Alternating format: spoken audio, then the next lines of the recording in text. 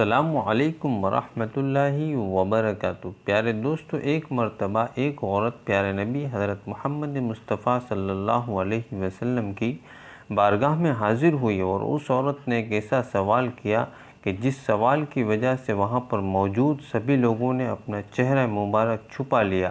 کیونکہ انہیں حیا آ گئی۔ یہ سوال کیا تھا؟ اس عورت نے آ کر کہا کہ یا رسول اللہ صلی اللہ علیہ وسلم، میرے ماں باپ آپ پر قربان ہوں، کیا عورتوں کو حیض ہوتا ہے؟ جب اس نے سوال کیا تو اس سوال کو اس وقت کے دور میں اسے اچھا نہیں سمجھتے تھے، یعنی کہ اس سوال کو کوئی پوچھتا نہیں تھا، اس کو باعث شرمندگی سمجھا جاتا تھا۔ لہٰذا نبی کریم صلی اللہ علیہ وسلم نے اس بھرم کو توڑتے ہوئے اس عورت کے سوال کا جواب دیا اور کہا کہ ہاں، عورت کو حیض ہوتا ہے۔ اب اسی سے یہ پتہ چلتا ہے کہ اسلام کے اندر ایسے سوالات کرنا جن کا تعلق ڈائریکٹلی یا انڈائریکٹلی کسی جسمانی کیفیت سے ہو، ان کے پوچھنے میں شرم یا آڑ نہیں کرنی چاہیے،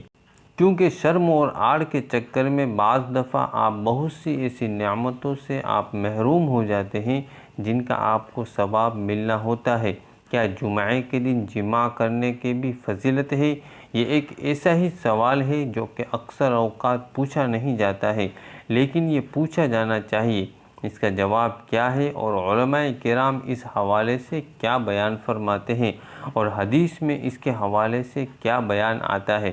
آج کے اس انفارمیٹکس ویڈیو میں حافظ امین آپ کو بتائیں گے کہ اگر آپ نے ابھی تک ہمارے چینل کو سبسکرائب نہیں کیا تو چینل کو سبسکرائب کیجئے اور بیل آئیکن پر کلک کیجئے تاکہ آپ کو آنے والی انفارمیٹک ویڈیوز کی اپڈیٹ ہر وقت ملتی رہے اور آپ علم کی باتوں کو سیکھتے رہے اور دوسروں کو سکھاتے رہے۔ پیارے دوستو، ہم اللہ تبارک و تعالیٰ کے پیارے رسول حضرت محمد مصطفیٰ صلی اللہ علیہ وسلم پر درود و سلام پڑھ کے ویڈیو کو شروع کرتے ہیں۔ لوگوں میں یہ بات بڑی مشہور ہے کہ جمعے کے دن بیوی سے ہم بستری کرنے کی کوئی خاص اہمیت ہے۔ حالانکہ اس بات کی کوئی اہمیت نہیں ہے، لیکن اس سے متعلق ایک روایت ذکر کی جاتی ہے اور یہ روایت ہے حضرت ابو ہریرہ رضی اللہ تعالیٰ عنہ سے روایت ہے کہ انہوں نے کہا کہ رسول اللہ صلی اللہ علیہ وسلم نے فرمایا کہ تم میں سے کوئی عزیز آ گیا ہے کہ وہ اپنی بیوی سے ہر جمعے کو ہم بستری کرے، یعنی کہ اس کے ساتھ میں جماع کرے۔ اس کے لیے وہ اجر ہے، ایک اجر وہ اس کا اپنے غسل کرنے کا اور دوسرا اجر اس کی بیوی کے غسل کرنے کا تھا۔ یہ حدیث 3 راوی پر کلام ہے۔ رسول اللہ صلی اللہ علیہ وسلم نے یہ فرمایا کہ اس حدیث کے مطابق جو شخص جمعے کے دن جنابت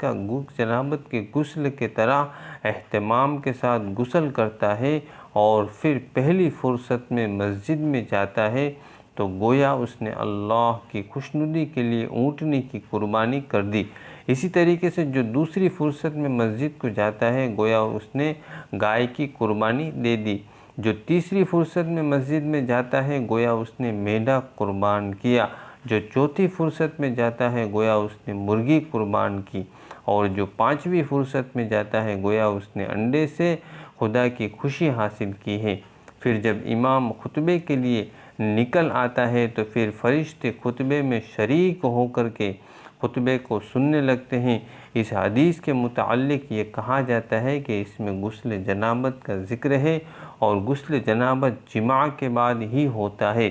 لہٰذا یہ حدیث جمعے کے دن بیوی سے ہم بستری کرنے کی دلیل ہے۔ ہمارا زیادہ خیال ہے کہ یہاں غسل جنابت سے مراد کامل غسل ہے، اور اسی لیے کوئی شخص یہ کرتا ہے یعنی کہ وہ جماع کرنے کی طاقت رکھتا ہے تو اس کو ضرور کرنا چاہیے، اور اگر طاقت نہیں رکھتا ہے تو اللہ تعالیٰ کسی شخص پر وہ بوجھ ڈالتا ہی نہیں جو کہ وہ اٹھانے کے قابل نہ ہو۔ اسی حوالے سے آگے چلتے ہیں، اور آپ دوستوں کو اور کچھ عام چیزیں آپ کو پتہ ہونی چاہیے، ان کو بھی ہم لوگ ذکر کر لیتے ہیں۔ دوستو، بالغ خواتین اور شادی شدہ دوست احباب جو ہیں وہ اس ویڈیو کو خود بھی دیکھیں اور اپنے دوست احباب کے ساتھ اسے شیئر بھی کریں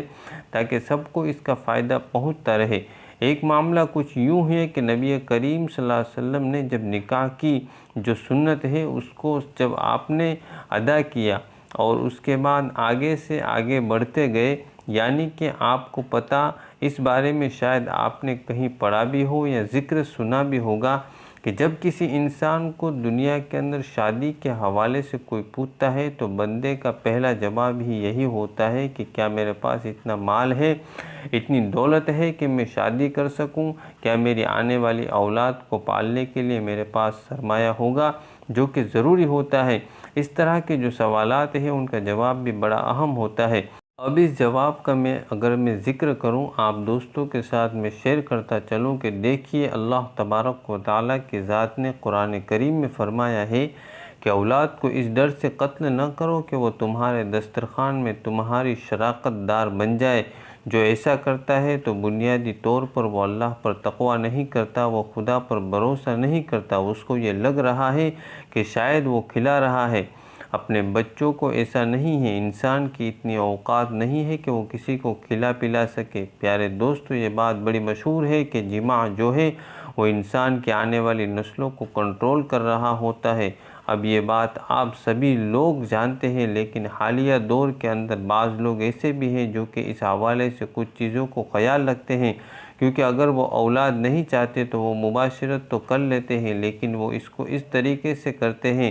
اور اس طرح سے پروٹیکٹ کرتے ہیں کہ آنے والی جنریشن پیدا ہی نہ ہو۔ اب یہ ایک بڑی اہم چیز ہے جس حوالے سے لوگ سوال بھی کرتے ہیں، تو علماء جو ہے وہ کہتے ہیں کہ یہ طریقہ غلط نہیں ہے، کیونکہ یہ جو اب کے وقت میں استعمال ہوتے ہیں